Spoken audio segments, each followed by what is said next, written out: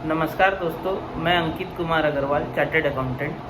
आज हम बात करेंगे एमएसएमई की। आपने चर्चा सुनी होगी, एमएसएमई को सरकार कुछ बेनिफिट दे रही हैं, एमएसएमई के लिए सरकार कुछ कर रही हैं कोविड को लेते हुए। तो एमएसएमई क्या है, उसका रजिस्ट्रेशन करने से क्या फ़ायदा होगा, इस विषय में हम चर्चा करेंगे। एमएसएमई होता है micro, small and medium size enterprises. MSME के रजिस्ट्रेशन को हम उद्योग आधार भी बोलते हैं। एमएसएमई का रजिस्ट्रेशन बहुत ही सिंपल प्रोसेस है कि आप ऑनलाइन निकाल सकते हैं, किसी प्रोफेशनल की मदद से आप इसे बहुत आसानी से पा सकते हैं। तो हम आज बेसिकली बात करेंगे एमएसएमई से होने वाले बेनिफिट्स की।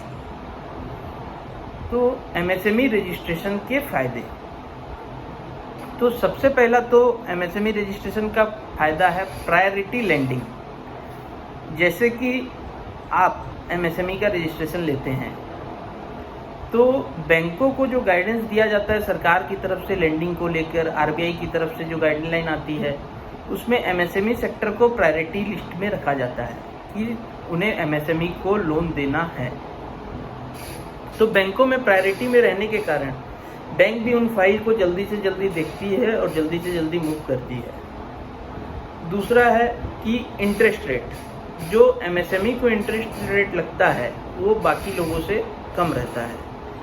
और समय समय पर सरकार उसमें सब्सिडी भी देती है कि जो कि बैंक अपने क्लेम करती है, अपने बैंक को पेमेंट करते हैं, बैंक सरकार से इंटरेस्ट क्लेम करती है सब्सिडी और अपने अकाउंट में उसको वापस डाल देती है। तो समय समय पर हमें इंटरेस्ट की सब्सिडी मिलती है। और वैसे भी एमएसएमई का इंटरेस्ट रेट बाकी इंटरप्राइजेस से कम रहता है। उसके लिए हमें बैंक को एमएसएमई का अपना जो सर्टिफिकेट है वो प्रोड्यूस करना पड़ता है, उद्योग आधार देना पड़ता है।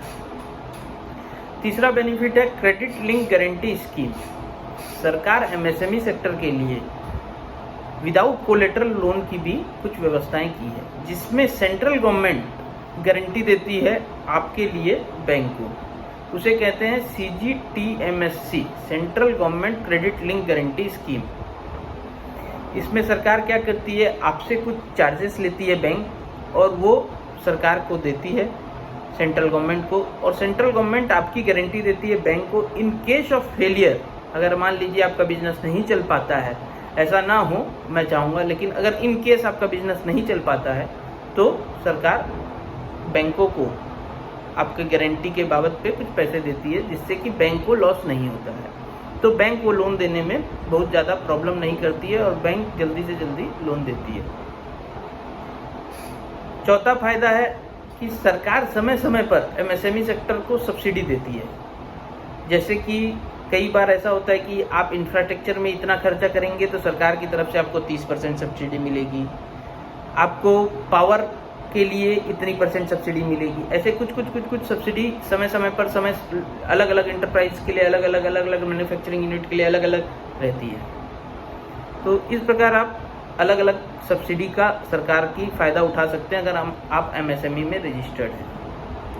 पांचवा फ़ायदा एमएसएमई का ये है कि एमएसएमई यूनिट अपने आप को रजिस्टर कराकर कि जैसे कि उनका कहीं पैसा फंसा हुआ है, जैसे कि क्रेडिटर हुए, डेटर हुए, क्रेडिटर तो नहीं, डेटर ही समझ लीजिए, हम किसी को माल बेचते हैं और उनके पास हमारा पैसा फंसा हुआ है, तो सरकार एमएसएमई यूनिट के लिए कुछ प्रावधान ऐसे रखें कि हमारा पैसा कोई बहुत दिन तक रोक नहीं सकता, उसे जल्दी से जल्दी हमारे पैसे को क्लियर करना होगा।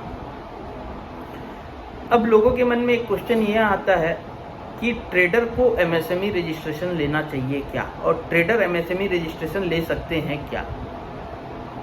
तो हमने कुछ रिसर्च किया, पढ़ा, तो उससे पाया उसमें कुछ डाउट है, लेकिन ट्रेडर एमएसएमई रजिस्ट्रेशन ले सकते हैं आज की डेट पे।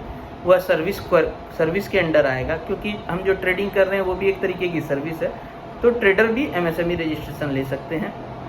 और आपको अगर एमएसएमई रजिस्ट्रेशन को लेकर कुछ डाउट हो, कैसे लेना है एमएसएमई रजिस्ट्रेशन की क्या गाइडलाइन है, क्या है, तो आप हमसे वो क्वेश्चन पूछ सकते हैं कमेंट के जरिए। हम उसका जवाब अगले वीडियो में देंगे, हो सके तो आपको कमेंट में भी उसका जवाब देंगे। धन्यवाद दोस्तों।